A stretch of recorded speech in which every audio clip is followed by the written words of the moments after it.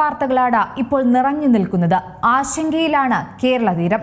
കപ്പൽ അപകടങ്ങളും അതുണ്ടാക്കുന്ന ദുരന്തങ്ങളും കേരളത്തിന് അത്ര പരിചയമല്ല. ശരിക്കും പറഞ്ഞാൽ കേട്ടുകേൾവി പോലുമില്ല. കാരണം അടുത്തടുത്തായി കേരള തീരത്ത് 2 കപ്പൽ ദുരന്തമാണ് ഉണ്ടായത്. ഇത് വലിയ ആശങ്ക തന്നെയാണ് ഇപ്പോൾ ഉണ്ടാക്കിയിരിക്കുന്നത്. ഇന്ന് ഈ കപ്പൽ ദുരന്തങ്ങളിൽ ദുരൂഹത ഏറുകയാണ്. കൊച്ചി തീരത്തിനടുത്ത് മെയ് 25-ന് MSC കമ്പനിയുടെ എൽസ എന്ന കപ്പൽ മുങ്ങി. അതിനുശേഷം 2 ആഴ്ചക്കിടെ വീണ്ടും ജൂൺ 9-ന് കണ്ണൂർ അഴീക്കലിന് സമീപം വാൻഹായ് 503 എന്ന സിംഗപ്പൂർ കപ്പലും അപകടത്തിൽപ്പെട്ടു. കൊളംബോയിൽ നിന്ന് മുംബൈയിലേക്ക് പോകുകയായിരുന്ന കപ്പലാണിത്. ഇത്തരത്തിൽ തുടരെ കപ്പലുകൾ അപകടത്തിൽപ്പെടുന്നത് ആശങ്ക പരത്തുന്ന ഒന്നാണ്. ഈ പോക്ക് പോയാൽ കപ്പലുകളുടെ ശവപ്പറമ്പായി കേരള തീരം മാറുമോ എന്ന സംശയം ഉടലെടുത്തിരിക്കുകയാണ്. മാത്രമല്ല, കേരള തീരത്തിന് അടുത്ത ഈ കപ്പൽ ചാലിൽ മനഃപൂർവ്വം കപ്പലുകൾ അപകടത്തിൽപ്പെടുത്തുന്നതാണോ എന്നും സംശയങ്ങൾ ഉയരുന്നുണ്ട്. കാരണം ഇൻഷുറൻസ് തുക തട്ടാനും ഈ മാലിന്യങ്ങൾ നശിപ്പിക്കുന്നതിനുമായി കണ്ടുപിടിച്ച മാർഗമാണോ ഇതെന്നും ചോദ്യങ്ങൾ ഉയരുന്നുണ്ട്. എന്നാൽ ആ ചോദ്യങ്ങൾ അങ്ങനെ നിസ്സാരമായി കാണാൻ സാധിക്കില്ല. ഈ കേരള തീരത്ത് അപകടത്തിൽപ്പെട്ട കപ്പലുകളുടെ പഴക്കം തന്നെയാണ് അതിനുള്ള പ്രധാന സംശയമുണ്ടാക്കുന്ന കാര്യം. ഇത്ര വലിയ കപ്പൽ നിർമ്മിക്കണമെങ്കിൽ ഏകദേശം 500 കോടി രൂപയെങ്കിലും ചെലവ് വരും. മാത്രമല്ല, അതിലേറെ ചിലവാണ് കാലപ്പഴക്കം വന്ന കപ്പലുകൾ പൊളിക്കാൻ. വലിയ വ്യവസായം തന്നെയാണ് കപ്പലുകൾ പൊളിക്കുന്നത്. അതോടൊപ്പം ഇതുണ്ടാക്കുന്ന പാരിസ്ഥിതിക ആരോഗ്യ പ്രശ്നങ്ങൾ ഉണ്ടാക്കുന്ന കാര്യം കൂടിയാണ് പ്രധാനപ്പെട്ടത്. 500 മുതൽ 700 വരെ വലിയ കപ്പലുകൾ ഓരോ വർഷവും ശരാശരി പൊളിക്കുന്നുണ്ടെന്നാണ് കണക്കുകൾ വ്യക്തമാക്കുന്നത്. ഏകദേശം 20 മുതൽ 25 വർഷം വരും ഒരു കപ്പലിന്റെ ആയുസ്. അതായത് കേരള തീരത്ത് കത്തിയ കപ്പലിന് 25 വർഷത്തിലേറെ പഴക്കമുണ്ടെന്നാണ് കണക്കാക്കുന്നത്. കൊച്ചിയിൽ മുങ്ങിയ കപ്പലിന് 28 വർഷം പഴക്കവും കണ്ണൂർ തീരത്ത് കത്തിയ കപ്പലിന് 20 വർഷത്തിനടുത്തും പഴയതാണ്. എൽസ എന്ന കപ്പൽ കാലാവധി കഴിഞ്ഞ് 3 വർഷം പഴക്കം കൂടിയുണ്ട്.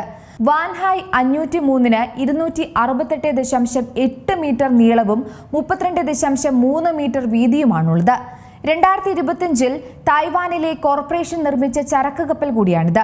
വാൻഹായ് ലൈസൻസിന്റെ കീഴിലാണ് ഈ കപ്പൽ പ്രവർത്തിച്ചു വരുന്നത്. ഒരു കപ്പലിന്റെ കാലപരിധി ജപ്പാനിൽ 15 വർഷമാണ് കണക്കാക്കുന്നത്.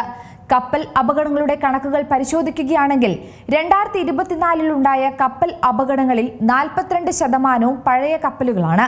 2018-ൽ അപകട നിരക്ക് വെറും 10% മാത്രമാണ് രേഖപ്പെടുത്തിയത്.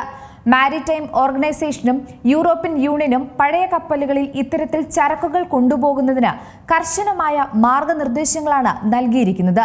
അതിനാൽ തന്നെ പഴയ കപ്പലുകളുള്ള തുറമുഖങ്ങളിലേക്ക് കാർഗോ എത്തിക്കുന്ന ഫീഡർ കപ്പലുകളായാണ് ഇവ ഉപയോഗിക്കാറുള്ളത്. ഇതിനുള്ള നിരക്കുകളും വ്യത്യസ്തമാണ്. അതായത് കാർഗോ കടത്തും കാർഗോ നീക്കത്തിനുള്ള നിരക്കുകളും വളരെ കൂടുതലാണ്. അത് കാരണം കപ്പൽ ഉടമകൾ പഴയ കപ്പലുകൾ പൊളിക്കാതെ നോക്കാറാണ് പതിവ്. അതുമാത്രമല്ല, ഇത്തരം പഴഞ്ചൻ കപ്പലുകളുടെ അറ്റകുറ്റപ്പണി യഥാസമയം നടക്കുന്നതിലും വീഴ്ചയുണ്ടാകാറുണ്ട്. അതുകൊണ്ടാണ് കൊച്ചിയിൽ മുങ്ങിയ കപ്പലിന്റെ ഫിറ്റ്നസ് സംബന്ധിച്ചും ആശങ്ക ഉയരുന്നത്. കപ്പൽ പുറപ്പെടുന്നതിന് മുമ്പ് ഫിറ്റ്നസ് പരിശോധന നടത്തണം, ഇത് തീർച്ചയാക്കണം. എന്നാൽ ഇവിടെ ഫിറ്റ്നസ് ഉറപ്പാക്കിയിരുന്നില്ല. 12 മണിക്കൂറിനകം 26 ഡിഗ്രി മാത്രം ചെരിഞ്ഞ ഒരു കപ്പൽ മുങ്ങിയതും അസാധാരണമായ സംഭവമാണ്.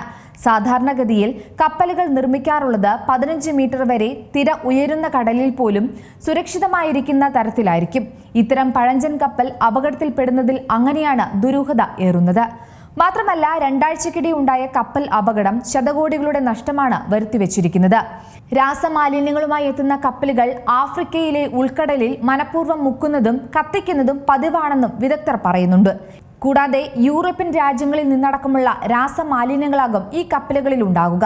ഇത്തരം അപകടങ്ങളിൽ നിയമ നടപടി എടുത്തില്ലെങ്കിൽ കേരള തീരത്തും ആഫ്രിക്കയിലെ ഉൾക്കടലിൽ സംഭവിക്കുന്നതുപോലെ ആവർത്തിക്കാൻ ഇടയുണ്ട്. കപ്പൽ അപകടങ്ങളിൽ ഈ രംഗത്തെ വിദഗ്ധർ പറയുന്നതനുസരിച്ച് അതിശക്തമായ നടപടി ഇതിനെതിരെ ഉണ്ടാകണം. അതായത് ഇതിന് ക്രിമിനൽ കേസ് അനിവാര്യമാണെന്നും വിദഗ്ധർ ചൂണ്ടിക്കാട്ടുന്നു.